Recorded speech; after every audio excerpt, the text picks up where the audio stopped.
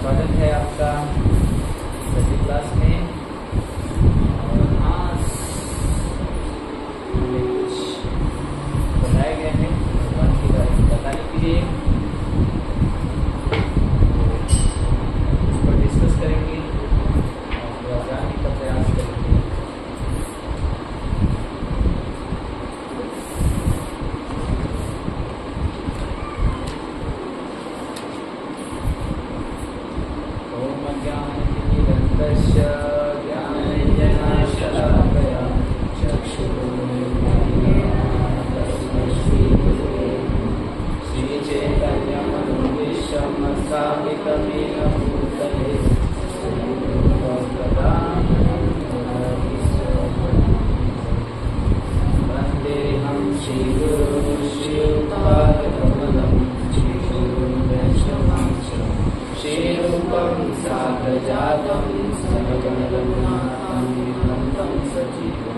सावधेतं सावधूतं परिजन सहितं कृष्ण चैतन्यदेवं श्री राधा कृष्ण पादां हे कृष्ण करुणा सिंधु दीनबन्धु जगत्पते गोपेश गोपिका कान्ता राधा कान्ता कांचन गौरांगी राधे वृंदावनेश्वरी विष्णुसुते देवी प्रणमामि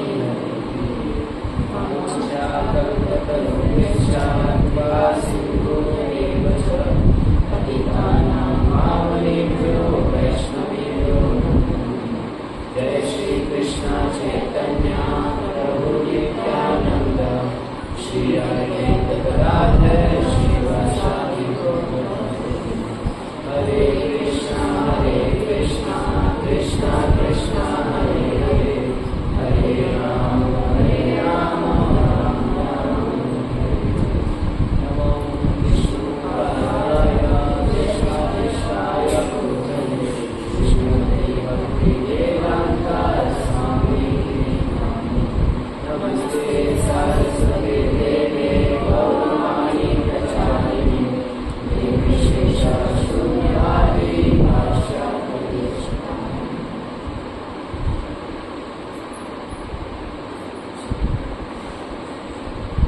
कृष्ण। तो जैसे मैं ये बुक देता हूँ ना, मान लीजिए आप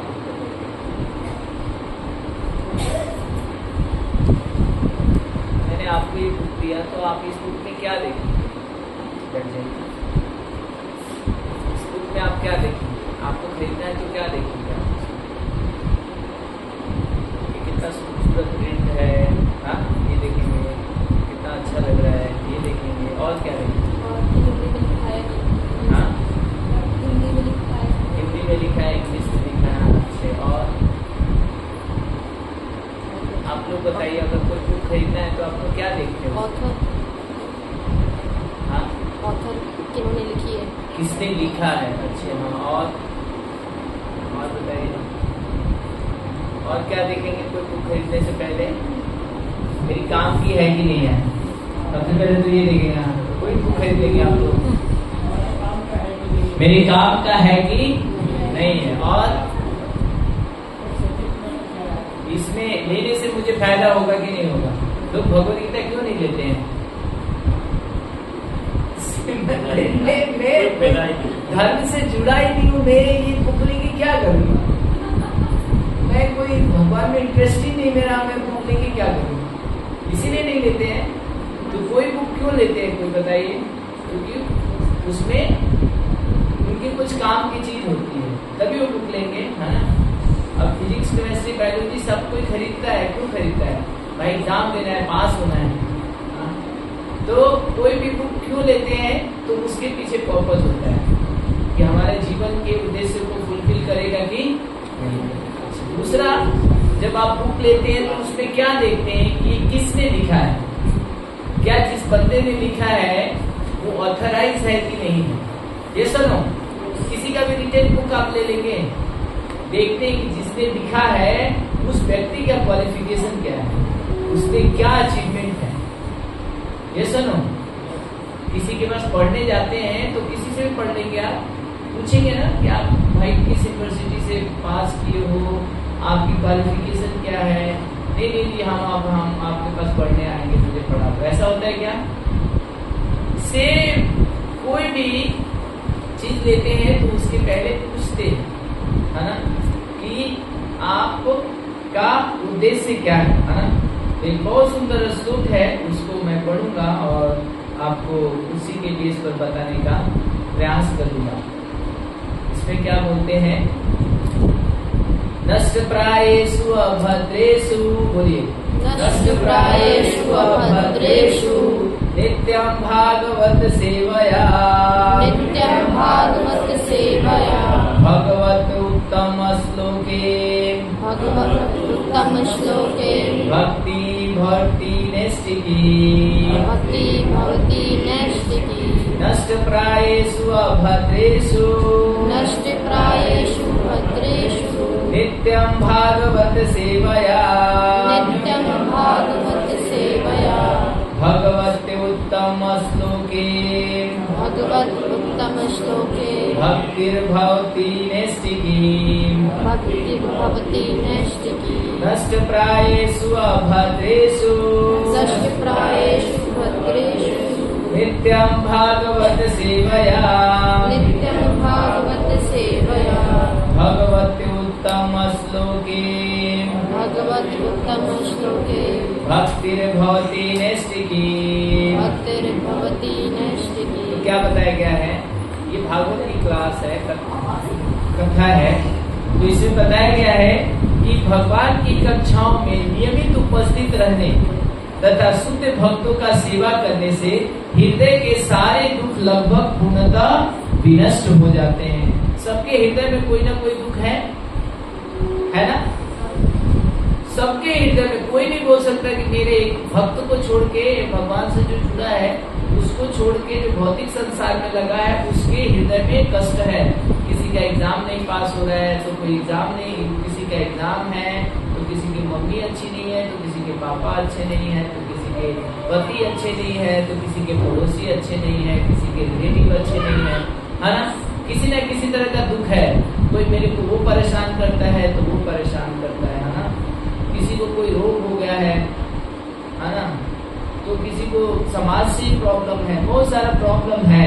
तो भगवान क्या बोलते हैं कि भागवत की कक्षा में नियमित उपस्थित रहने से, उससे शुद्ध भक्तों की सेवा करने से हृदय के सारे दुख लगभग पूर्णतः विनष्ट हो जाते हैं और पूर्ण श्लोक भगवान में अटल प्रेम भक्ति स्थापित हो जाती है, जिनकी प्रशंसा दिव्य गीतों में की जाती है। तो बताते हैं कि अगर इस भागवत कथा में जो लोग भी आए हैं तो बोला है कि हृदय का कष्ट कैसे खत्म होगा, तो भगवान बोल रहे हैं अगर आपके हृदय में कष्ट है, चाहे आपको दुनिया में कोई कष्ट है, तो आप नित्य भागवत सेवा कीजिए। क्या कीजिए?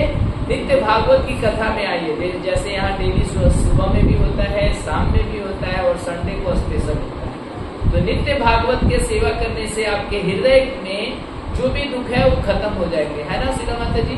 खत्म हो जाते हैं ना, आपने देखा है ना? माता जी को एक्सपीरियंस है। माता जी लगातार आती है, डेली आती है शाम को, भागवत का श्रवण करती है।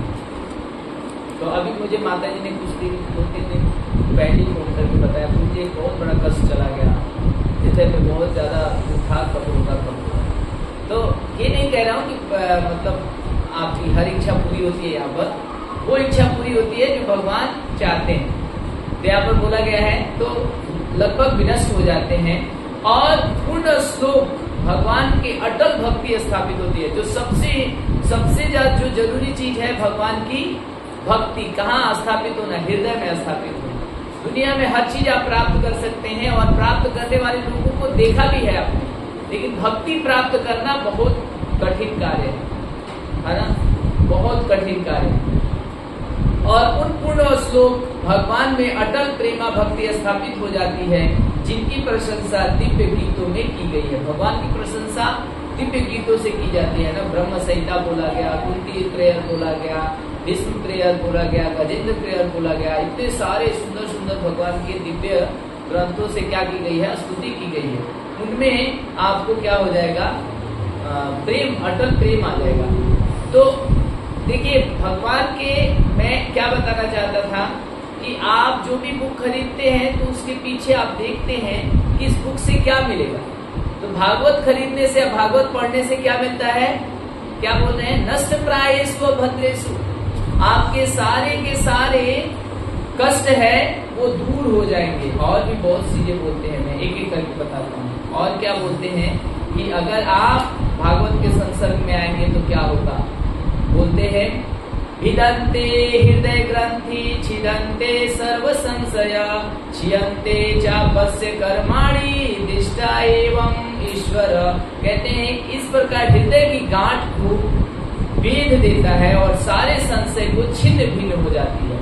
जब मनुष्य आत्मा के स्वामी रूप में, आत्मा को स्वामी रूप में देखता है तो सकाम कर्मों की श्रृंखला समाप्त हो जाती है। जब भागवत पढ़ने लगते हैं तो हृदय में जब प्रेम भगवान के लिए होता है तो आप अपने आप को देख पाते हैं कि मैं भगवान का अंश हूँ। और इतना देखने मात्र से आपके सारे संशय दूर हो जाते हैं। और आपकी जो सकाम कर्मों की श्रृंखला है, हम यहाँ क्या कर रहे हैं? कष्ट झेल रहे हैं ना। तो क्यों कष्ट झेल रहे हैं? किसी न किसी जन्म में कोई पाप किया होगा, वो किसी न किसी जन्म में पुण्य भी किया होगा, उसका सारा ये चक्कर चल रहा है। तो कह रहे हैं वो खत्म हो जाता है। और भी बहुत सारे जोड़ते हैं। और क्या क्या होता है? अगर आप भगवान के भागवत का श्रवण करते हैं, है ना, तो बताते हैं, बहुत सुंदर बोलते हैं, तदा रजस्तमो भावो काम लोभोदयस्य चेते इनार विद्धिम स्थितम सत्व प्रसिद्धते। क्या होता है कि आपके अंदर, हृदय के अंदर रजो भाव, तमो भाव और बहुत सारे भाव होते हैं ना। कभी कभी बहुत गुस्सा आ जाता है, कभी कभी खुश रहते हैं, कभी कभी उदास हो जाते हैं। तो कह रहे हैं ये सारे, कभी कभी काम की भावना होती है, कभी कभी लोभ की भावना होती है, उसका छीन ले, उसका छीन ले, वो ले ले, वो ले ले। और ये सारे खत्म होके आप सत्वों में स्थापित हो जाते हैं। कैसे? जब आप बुक को पढ़ते हैं। किसको? कौन सी बुक को? भागवत की बुक को पढ़ते हैं। तो जब हम बुक खरीदते हैं तो 3 बातों का ध्यान रखते हैं। पहला, सबसे पहला कि इस बुक को किसने लिखा है, जिसको बोलते हैं परंपरा सिस्टम। दूसरा, इस बुक को पढ़ने से मुझे क्या मिलेगा, है ना।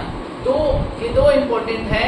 और तीसरा, क्या इस बुक को पढ़ने योग्य हम हैं कि नहीं। ये 3 बातों का ध्यान रखना पड़ेगा। मेरी में ये योग्यता है कि नहीं। अब आप पहली क्लास में और बोलो कि मैं तो 10वीं क्लास का बुक पढ़ूंगा, तो ऐसा नहीं होता। आपको पहली क्लास में हो तो पहली क्लास की बुक पढ़नी है। तो 3 चीजें पढ़ना होता है।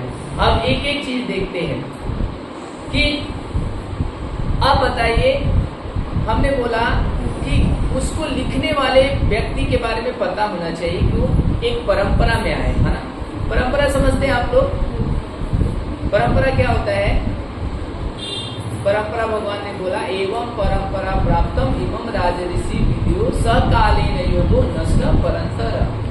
मतलब क्या कि ये जो वैदिक ज्ञान है, 3 तरह से ज्ञान लिया जाता है। एक प्रत्यक्ष ज्ञान, आमने सामने जो दिख रहे हैं, और दूसरा ज्ञान होता है अनुभव से, और तीसरा ज्ञान होता है शब्द से। लेकिन जो सबसे सर्वश्रेष्ठ ज्ञान होता है वो शब्द से होता है, जो बुक्स में लिखी हुई है और वैदिक ग्रंथ से। तो परंपरा क्या होता है, तो हमारे भगवान ने 4 परंपरा बनाई। कौन कौन? श्री संप्रदाय, कुमार संप्रदाय, रुद्र संप्रदाय और ब्रह्म संप्रदाय। 4 संप्रदाय बनाया है। इस संप्रदाय में जुड़ा हुआ बुक लेना चाहिए हमें। आप देखिए क्यों लेना चाहिए। आपने कितने लोगों ने अपना मोबाइल चार्ज किया है? चार्ज किया आप लोगों ने मोबाइल? कैसे चार्ज करते हैं? डायरेक्ट प्लग में लगा देते हैं? क्या करते हैं? बीच में एक चार्जर लगाते हैं, है ना। चार्जर क्या करता है? इसको और उसको कनेक्ट करता है। वैसे हम हैं, भगवान जो है वो पावर हाउस है, तो वह बहुत सारी एनर्जी है। अब हम जीवात्मा हैं, हमें भगवान से कनेक्ट होना है, तो बीच में कौन आएगा? गुरु। गुरु क्या करते हैं? हमें और उस भगवान को कनेक्ट करते हैं। नहीं तो पता है, अगर हम डायरेक्ट चाहेंगे भगवान को जाने के लिए, तो पता है इलेक्ट्रिसिटी पावर हाउस कितना होती है? 33,000 वोल्ट, 11,000 वोल्ट। हम जाएंगे, टच करते ही हमारी हालत खराब हो जाएगी। आपने चार्जर का वो टिप को टच करेंगे तो आपको कुछ नहीं होगा, देखा आपने? हाँ, और आप 11,000 वोल्ट को डायरेक्ट आप जाएंगे तो क्या होगा? आप जल जाएंगे। इसीलिए बोला जाता है कि हम डायरेक्ट भगवान को नहीं प्राप्त कर सकते। कैसे प्राप्त करेंगे? गुरु के माध्यम से। बीच में कौन आएगा? बिना गुरु के आप भगवान को प्राप्त नहीं कर सकते, डायरेक्ट नहीं जाते। पावर हाउस की तरह है भगवान, पावर हाउस। और आजकल के लोग कहते हैं हमें गुरु बनाने की क्या जरूरत है, हम तो खुद ही, हमारा कनेक्शन है भगवान के साथ। आप कनेक्ट कर ही नहीं सकते भगवान को। भगवान पावर हाउस है, वहां बीच में कोई ना कोई होगा। एक बार क्या हुआ कि रंगनाथ टेम्पल में रंगनाथ जी इशारा कर रहे थे कुछ, मतलब भक्तों को लग रहा था भगवान कुछ इशारा करना चाहते, भगवान कुछ बताना चाहते, कुछ ऐसी एक्टिविटीज हो रही थी वहां पर।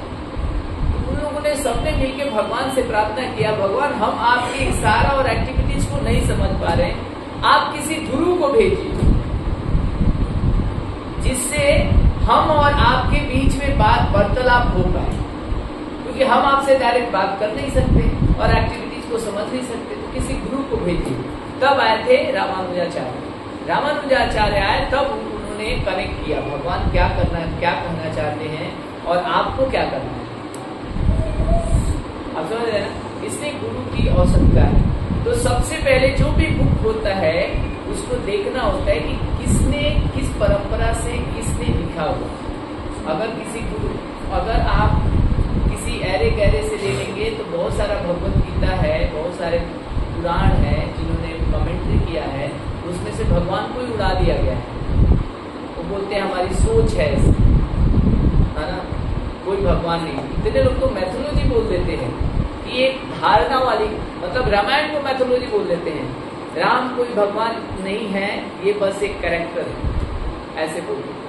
तो आप वैसी बुक पढ़ेंगे तो आपका क्या होगा? दिमाग खराब होगा। बहुत सारे लोग मार्केट में बेच रहे हैं, आप कभी देखना, हमने देखा है। तो सबसे पहले क्या होना चाहिए कि एक परंपरा होना चाहिए। बिना परंपरा के स्टेप बाय, वो भी स्टेप बाय स्टेप परंपरा होता है। सबसे पहले भगवान ने बताइए किसको नॉलेज दिया? बताइए किसको नॉलेज दिया? सबसे पहले ब्रह्म संप्रदाय में किसको नॉलेज दिया? ब्रह्मा। क्यों ब्रह्मा को दिया? क्योंकि ब्रह्मा उस समय एक पहले, सबसे पहले क्रिएचर थे भगवान के, सबसे पहले उनका जन्म हुआ था। गुरु वो होता है जो सबसे बड़ा होता है। तो क्रिएचर में सबसे पहला जिसका जन्म हुआ था उनका नाम ब्रह्मा था, इसीलिए भगवान ने सबसे पहले उनको नॉलेज दिया। और ये गीता का नॉलेज भी भगवान ने सबसे पहले सूर्य देव को दिया क्रिएचर में, उसके बाद आते आते, लेकिन सबसे पहले नॉलेज ब्रह्मा को हुआ। ब्रह्मा ने किसको दिया? नारद को। नारद ने किसको दिया? व्यास देव को। व्यास देव ने माधवाचार्य को। ऐसे ऐसे ऐसे ऐसे चलते आया है ना ये सिस्टम। तो आप देख रहे हैं एक परंपरा से। तो जब आप बुक खरीदेंगे तो उस बुक को खरीदते हुए आप देखेंगे कि इसमें परंपरा क्या है ना। देखिए जैसे इसमें पहले ही लिखा हुआ है श्री गुरु गौड़ियाय गौड़राय गौर जयंत, मतलब गौर भगवान को क्या किया गया है? प्रणाम किया गया है ना। और आगे जब देखेंगे तो ये देखिए पूरा किसका नाम लिखा हुआ है, मूल संस्करण क्या है, हर चीज आपको देखना होता है, तब जाके आपको खरीदना होता है। तो सबसे पहले परंपरा को देखा जाता है। तो हमारी परंपरा कौन सी है, मध्य गौड़िया संप्रदाय। उसके बाद हम डायरेक्ट, उसके बाद बोला जाता है जो गुरु होते हैं उनको क्या बोला जाता है, साक्षात हरित्वेन समस्त शास्त्र। गुरु, जो भी गुरु होते हैं वो साक्षात भगवान के रिप्रेजेंटेटिव, आपको बताया ना, बीच में होते हैं उनको, और एक तो भगवान के जो गुण होते हैं ना वो गुरु के अंदर होते हैं। इसीलिए गुरु को भी हम कैसे ट्रीट करते हैं, भगवान की तरह। वो गुरु कैसे होते हैं, भगवान की तरह होते हैं, इसीलिए क्योंकि वो भगवान के जो नॉलेज है, कृष्ण का नॉलेज है, हम डायरेक्ट नहीं ले सकते, तो वो हमें बीच में बफर करके देते हैं। वो हमें समझते हैं, हम उनको समझते हैं। तो स्पिरिचुअल मास्टर के बिहाफ पर हम लोग क्या करते हैं, लेते हैं। अब देखिए, अब जो गुरु होता है वो कैसा होना चाहिए, उसके अंदर क्या भाव होना चाहिए। हमने बोला बहुत सारे जो गुरु हैं उनको क्या करना चाहिए, जो भगवान का नॉलेज है एज इट इज देना चाहिए। लोग क्या करते हैं, अपनी इच्छा को पूरा करने के लिए, अपने आप को दिखाने के लिए उसमें जोड़ तोड़ देते हैं, है ना, जबकि ऐसा नहीं करना चाहिए। जो नॉलेज आपको मिला हुआ है एज इट इज देना चाहिए। जो नॉलेज भगवान ने आपको दिया है एज इट इज नहीं, हम अपनी इच्छा को पूरा करने के लिए नॉलेज नहीं देना चाहिए। क्या होता है आजकल के लोग ऐसे ही हो रहे हैं ना, चलो अभी आ गया, जैसे हमारे प्रभुपाद से किसी ने बोला, Prabhupada why you are taking the name of the ISKCON, आप गॉड कॉन्शियस रखिए। तो प्रभुपाद कह रहे हैं कि दुनिया के लोग ऑलरेडी कंफ्यूज हैं, उनको ज्यादा कंफ्यूज करने की जरूरत नहीं है। जो भगवान है उनको उनके बारे में बताया जाए, इसलिए उन्होंने कृष्णा कॉन्शियस इसका नाम रखा। तो लोग क्या करते हैं, अपनी इच्छा की, चलो आजकल आप मंदिरों में जाएंगे तो एक ही मंदिर में दुर्गा जी, काली जी, सरस्वती जी, उसके बाद साईं भगवान, उसके बाद और बहुत सारे भगवान जो आ रहे हैं अभी, सबको लगाया रहता है ना, मंदिरों में ऐसे होता है। और एक बार भगवान ने कपड़ा पहन लिया तो अब साल भर कपड़ा पहनेंगे, है ना। उसके बाद भगवान थोड़ी ना खाते हैं, तो हम मिश्री रख देते हैं सामने। आजकल के लोग उनको भगवान मानते नहीं, उनको पत्थर मानते हैं। वो भगवान नहीं है, वो पत्थर की, वो सोचते हैं पत्थर है, इनको खिलाने पिलाने की क्या जरूरत है। तो जो सिस्टम था, जिस तरह भगवान की सेवा करनी चाहिए थी, लोगों ने अपनी इच्छा को पूरा करने की क्या डेली खर्चा करना है इनमें, खड़े हैं बस एक बार पहना दो। जबकि सिस्टम क्या था, जैसे आप है वैसे एज इट इज भगवान को आप ट्रीट कीजिए। आप खाते हैं, आप सोते हैं, आप उठते हैं, वैसे। लेकिन लोग आजकल मंदिरों में ऐसा होता है। तो उन्होंने क्या किया, जोड़ तोड़ कर दिया, किसमें, शास्त्र में। जबकि गुरु को बोला गया, बिल्कुल मना किया गया है, ये spiritual knowledge through the disciple succession from Krishna, representative of the disciple succession cannot change anything, add anything, subtract anything. Otherwise, the disciple succession will be broken and there is the preaching will be no potency. और अगर आपने ऐसे तोड़ा मोड़ा तो फिर preaching में कोई पोटेंसी नहीं रह जाएगी, खत्म हो जाएगा। देखिए हो गया, सनातन धर्म में कौन प्रचार कर रहा है आजकल, क्योंकि उन्होंने क्या किया, जो गुरु आए उन्होंने तोड़ मोड़ के दिया, सिस्टम को बदल दिया, अपनी आवश्यकताओं को दिखाने के लिए, अपनी इच्छाओं को पूरा करने के लिए। तो गुरु की क्या क्वालिटी होनी चाहिए, गुरु की क्वालिटी होनी चाहिए पोस्टमैन की। पोस्टमैन क्या करता है बताइए, पोस्टमैन क्या करता है, लेटर को ले जाके एज इट इज दे देता है। चाहे लेटर में हीरा हो, चाहे लेटर में करोड़ों रुपया हो, उसको कोई मतलब नहीं। जो पोस्टमैन है वो चाहे गरीब हो, चाहे पढ़ा हो, चाहे न पढ़ा हो, उसका काम क्या है, उस लेटर को उठा के उस एड्रेस पर छोड़ दो। ये नहीं पता करना इस लेटर में क्या है। उस लेटर को खोले, अच्छे उसमें हीरे का अंगूठी है, कोई बात नहीं, उसमें नकली डाल देता हूँ और असली मैं रख लेता हूँ। अब जो आने वाली जिसके पास लेटर पहुंचेगा, वो जब देखेगा कि ये तो नकली, मेरा तो असली हीरा वाला अंगूठी था, अब वो विश्वास करेगा ऐसे गुरु पर, करेगा? यही हुआ सिस्टम। तो गुरु का मतलब क्या है? गुरु क्या करता है कि सिस्टम को एज इट इज देता है, उसमें कोई जोड़ तोड़ नहीं करता। ये परंपरा का खासियत है। वो अपने आप में जो पोस्टमैन का एक काम करेगा, जो पोस्टमैन क्या करता है, एज इट इज जो चीजों को देता है, अपनी इच्छा के लिए नहीं कि हम दिखाना चाहते हैं, हम अपने आप को दिखाना चाहते हैं। ऐसे में क्या होगा, फिर प्रीचिंग नहीं हो पाएगी। इसीलिए हमारे संस्था में प्रीचिंग नहीं है।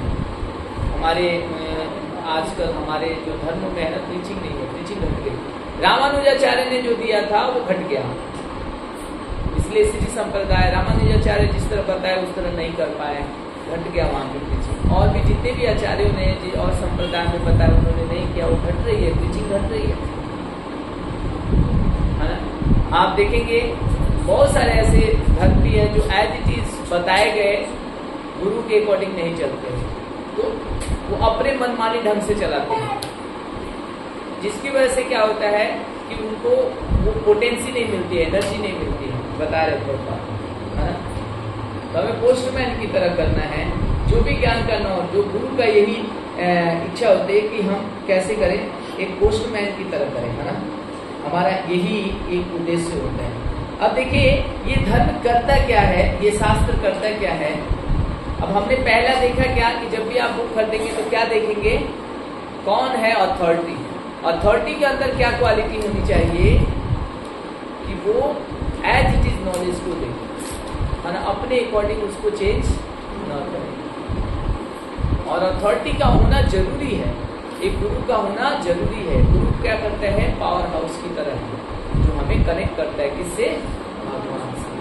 गुरु और भगवान में कोई ज्यादा अंतर नहीं है, इसीलिए हम लोग गुरु को क्या बोलते हैं, साक्षात हरित्वेना समस्त शास्त्र, है ना, कि गुरु जो है वो समस्त शास्त्र की। अब देखिए दूसरा चीज जो जब आप बुक खरीदते हैं, जैसे हम अब श्रीमद् भागवतम की बात करेंगे, भगवद गीता की बात करेंगे, तो श्रीमद् भागवतम और भगवद गीता में दिया क्या है, दो चीजें बहुत इंपॉर्टेंट दिया हुआ है, जिसको हम बोलेंगे, जिसको हम लोग सबको बताते हैं, है ना, कि ये जो भागवतम है इस और जो ज्ञान है भगवान का, ये किसी भी ग्रंथ से आप कंपेरिजन नहीं कर सकते, है ना।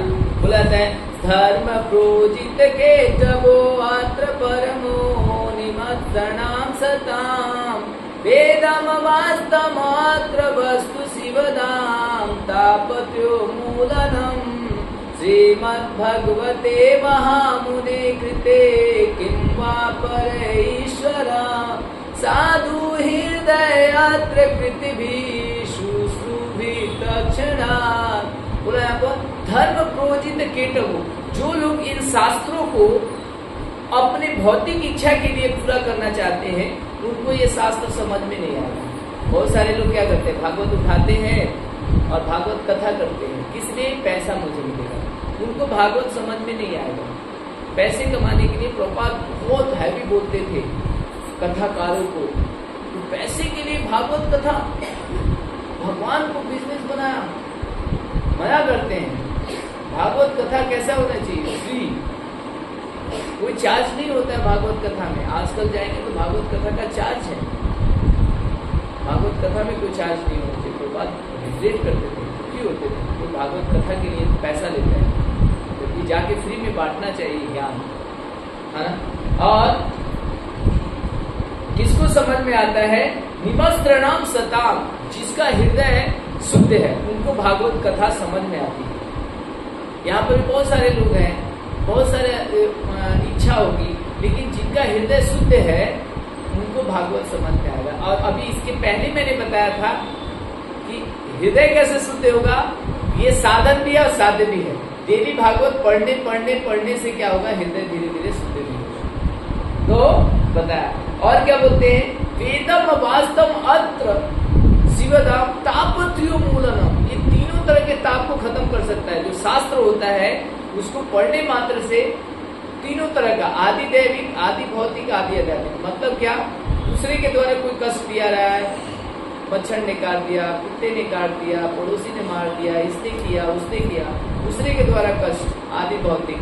आदि दैविक कलेश भगवान के द्वारा, है ना, भूकंप आ गया, बाढ़ आ गया, ये। उसके बाद आदि आध्यात्मिक, खुद के मन से ही परेशान है। ये तीनों तरह के कलेश उस व्यक्ति को नहीं लगेगा जो क्या करेगा, भागवत को पढ़ेगा। और क्या बोलते हैं, तापत्र्यो मूलनम शिवदम, हर तरह से कल्याण करने वाला। उसके बाद श्रीमद् भागवते महामुनि कृत्य किम वा पर ईश्वर। अरे और किसी शास्त्र को पढ़ने की जरूरत क्या है, क्योंकि इससे आप खुद ही आत्म साक्षात कर सकते हैं, भगवान को प्राप्त कर सकते हैं। बोलते हैं किम वा पर ईश्वर, किसी और के पास जाने की जरूरत नहीं, किसी शास्त्र के पास जाने की नहीं।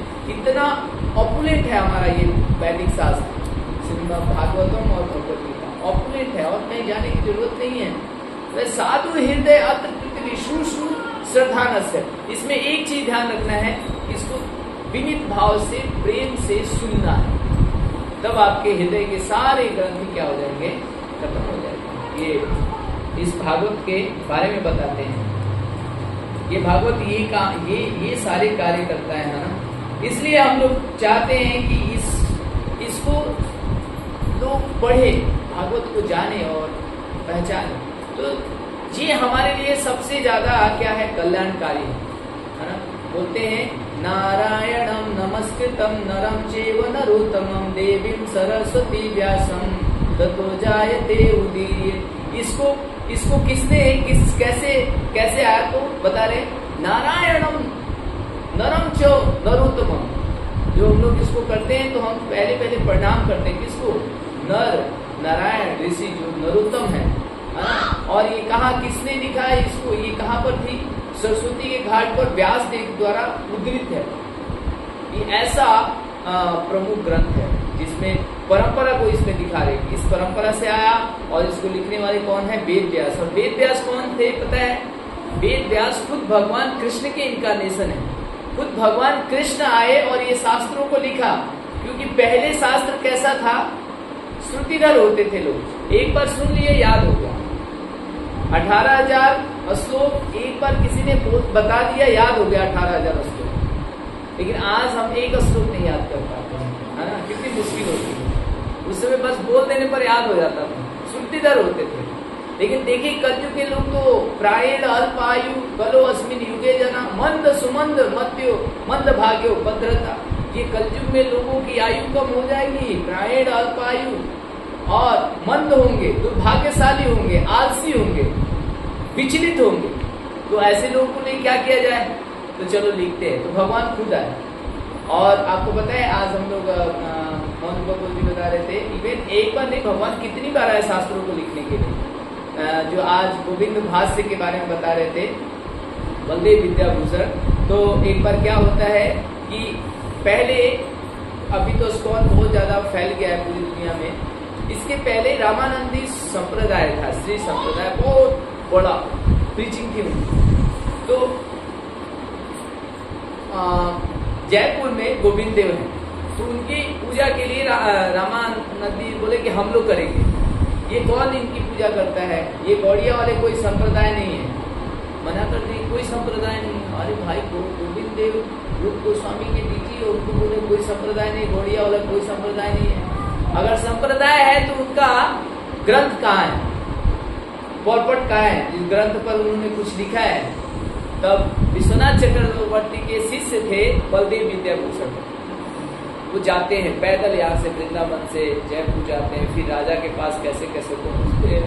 उसके बाद राजा से रिक्वेस्ट करते हैं, राजा बोलते हैं कि अगर आप अपना ग्रंथ लेके आ जाओगे तो मैं इसको प्रमाणित, जब सारे साधु संत बोलेंगे तब प्रमाणित किया जाएगा। और इवन वो भी बोलते थे कि राधा रानी को कहाँ से उठा के लेके आ गया, कृष्ण के साथ राधा रानी थोड़ी ना होनी चाहिए, रुक्मणी होनी चाहिए, है ना।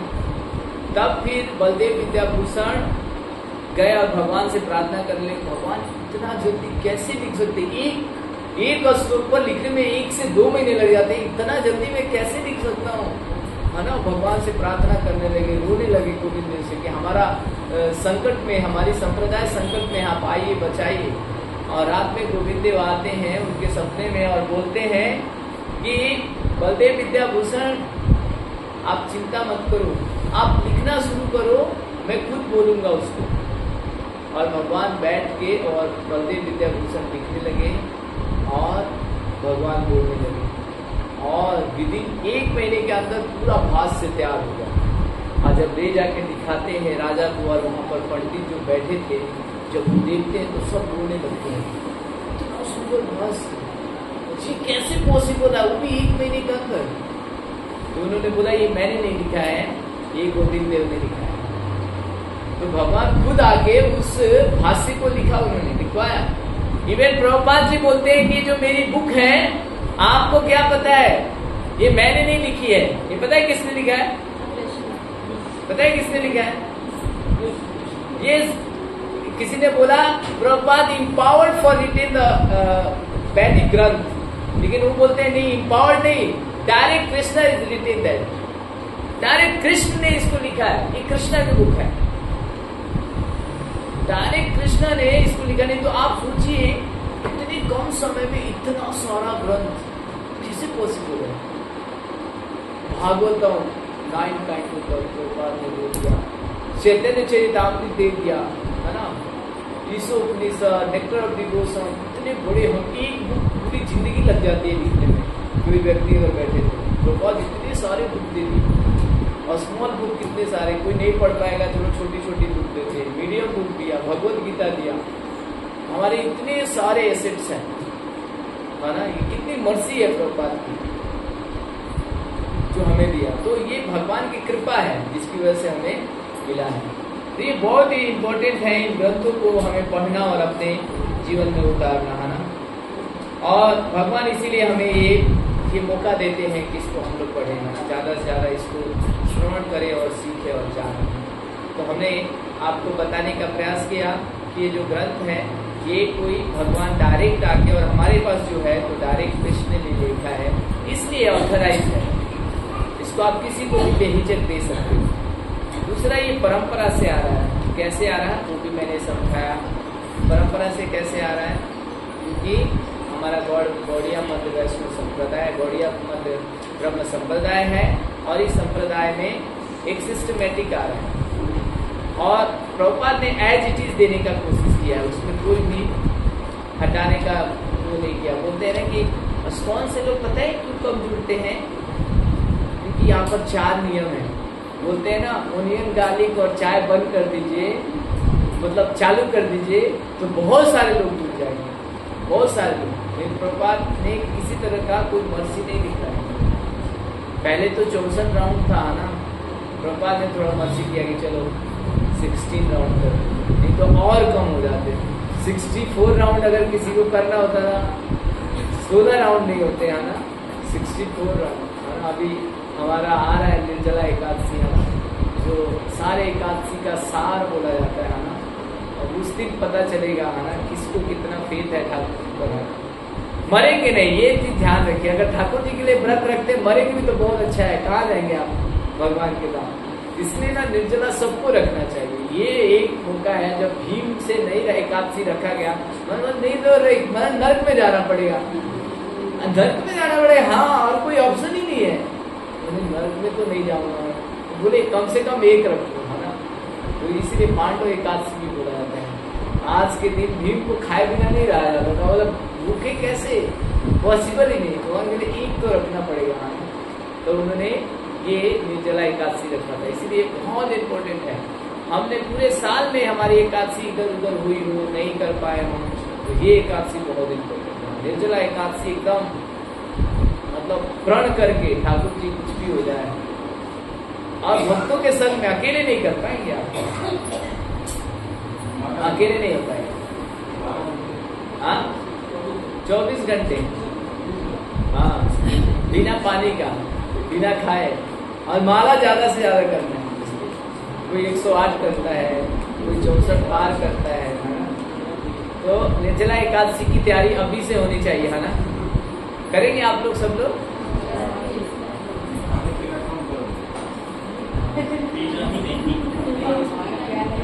बहुत कम लोग हैं, लेकिन करने का प्रयास कीजिएगा। ओके, जगत गुरु श्रील प्रभुपाद की जय। तो हमें 2 चीज सीखना है, कोई भी ग्रंथ हो तो परंपरा में हो, और दूसरा उस ग्रंथ की ग्लोरीज पता हो, तब उस ग्रंथ को आप ले सकते हैं, पढ़ सकते हैं, जान सकते हैं। तो मैंने आपको भागवतम का कुछ ग्लोरीज बताया, और कुछ मैंने गुरु परंपरा बताया। इसमें और भी सीक्वेंस आएंगे जिसमें और भी हम लोग बातें करेंगे। जय कृष्ण प्रभुपाद की जय। कुछ प्रश्न है आपका? मेरे समय से पहले खत्म करने का प्रयास किया।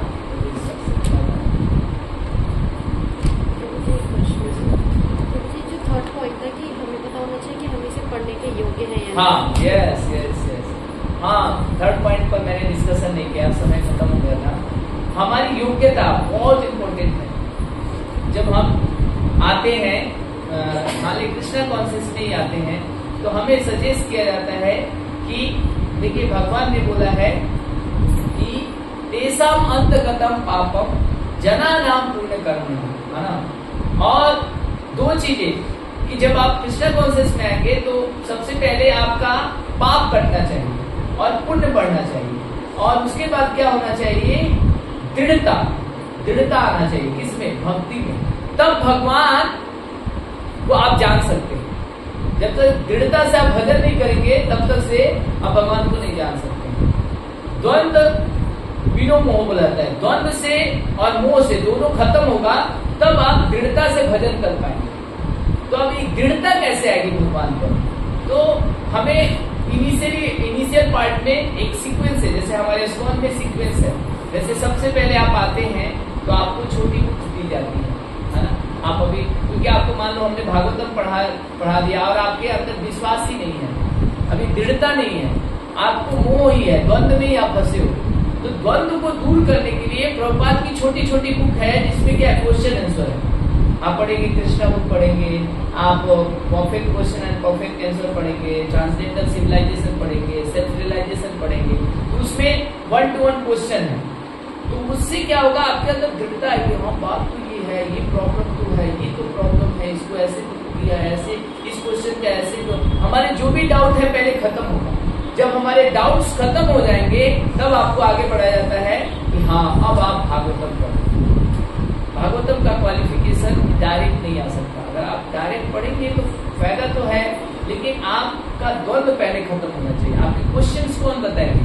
भागवतम में तो लीलाओं का वर्णन है, आपको क्वेश्चंस बताने के लिए प्रभुपाद की छोटी छोटी बुक्स। तो योग्यता जानना पड़ेगा कि आप उस योग्य है कि नहीं।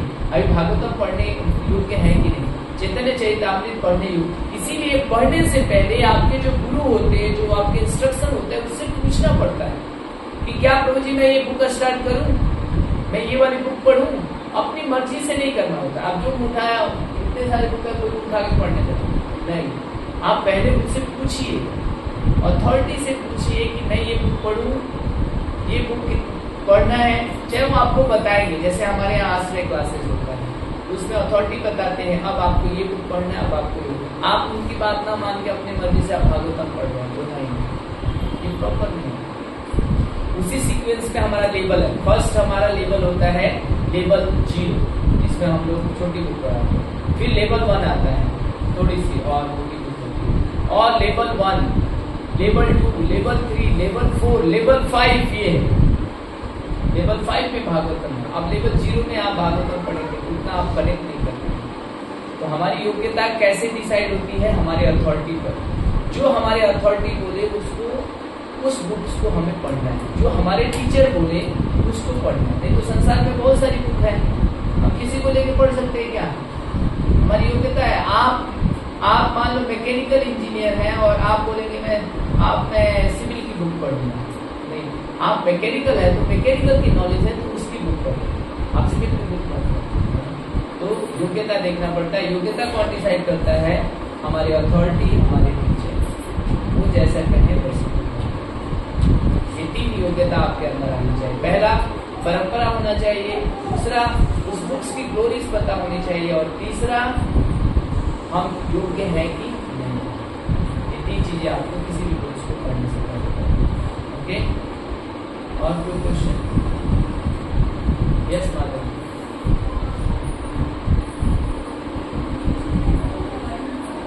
हाँ, दवाइयाँ खाते हैं तो डॉक्टर से पूछिए क्या दवाई एक दिन छोड़ सकते हैं? हाँ, तब तो दवा खाइए। अब हेल्थ को थोड़ी ना कॉम्प्रोमाइज कर सकते हैं। अगर आपको लगता है कि दवा ना खाने से प्रॉब्लम क्रिएट होगा तब दवा लीजिए, लेकिन बस दवा लीजिए थोड़ा सा कुछ लेके। अब ये नहीं कि आप कुछ दिन दवा खा ही लिए प्रभु जी कोई बात नहीं और सब तो चल ही रहा है, ऐसा नहीं होना चाहिए। मतलब ऑस्टिरिटी करना है। मानव जीवन मनुष्य का जीवन है जो एक तपस्या कर सकता है, और नहीं कुत्ते से आप करेंगे व्रत रखो, फास्टिंग रखो, दिल्ली से बोलेंगे फास्टिंग रखो, दूध सामने रख दो बोलो फास्टिंग करो, करेंगे फास्टिंग हो तो फास्टिंग नहीं कर सकती है वो। मनुष्य एक तपस्या, इसीलिए ब्रह्मा को जब ब्रह्मा क्रिएचर में पहले आते हैं मनुष्य के जीवात्मा के रूप में, तो उनको पता है क्या सुनाई देता है, त और व। तब जब तप करते हैं तब जाके भगवान उनके हृदय में चैत्य गुरु के रूप में आके उनको ये ज्ञान देते हैं। तो मनुष्य आप सोचिए आप तपस्या के लिए आए हैं ना कि आप इंजॉय करने। दुनिया का यही गलत फहमी हो गया है, हम तो हमें ये सब कुछ दिया है भगवान ने तो हम इंजॉय करेंगे। नहीं, तपस्या कीजिए, समय बहुत कम है, हम इधर उधर भटक के रह जाते हैं। डू ऑस्टिरिटी, लेकिन ये नहीं कि आप अपनी मर्जी से ऑस्टिरिटी कर रहे हैं, जो इंस्ट्रक्शन दिया जाए वो। क्योंकि ये जो मार्ग है, जो हमारा मार्ग है कृष्णा कॉन्शियस का, वो प्रेम का मार्ग है। इसमें भगवान नहीं चाहते हैं कि बहुत तुम ऑस्टिरिटी करो, लेकिन चाहते भी हैं। जन्माष्टमी हुआ, एकादशी हुआ, ऐसे ऐसे फास्टिंग आता है, तिरुभाव हुआ, विभाव हुआ, आचार्यों का हमें रखना चाहिए। तो अच्छा मौका है निर्जला एकादशी का, जिसमें हम थोड़ी ऑस्टिरिटी कर सकते हैं। अभी आप जो सत्ययुग में होते तो आपको कितने हजारों वर्षों तक तपस्या करना पड़ता है, तो ये बहुत अच्छा मौका है कि इसमें इस कलयुग में सबसे बड़ी तपस्या हरिनाम है। उस दिन आप खा के भी ज्यादा से ज्यादा हरिनाम कर सकते हो, चलेगा, है ना, लेकिन हरिनाम सबसे ज्यादा। ओके, ठीक है। और किसी का कोई प्रश्न? ठीक है, तो कृष्ण प्रभुपाद की जय।